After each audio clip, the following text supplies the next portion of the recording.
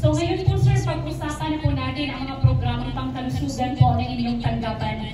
Napakarami po ng programa po ng inyong ministry tungkol sa kalusugan at alam po natin hindi po magkakasya ang isang oras para tatalakayin ng lahat.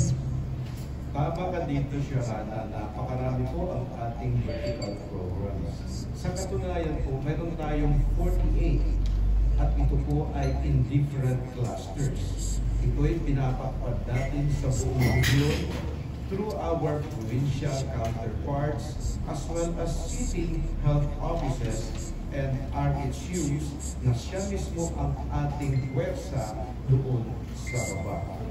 At sa dami po nito, pwede po natin silang i-cluster na kung saan pag-uusapan natin ito sa susunod nating mga interaction. Kasama dito, itong tinatawag nating human resource for health. Kasama ang capability at ang capacity building.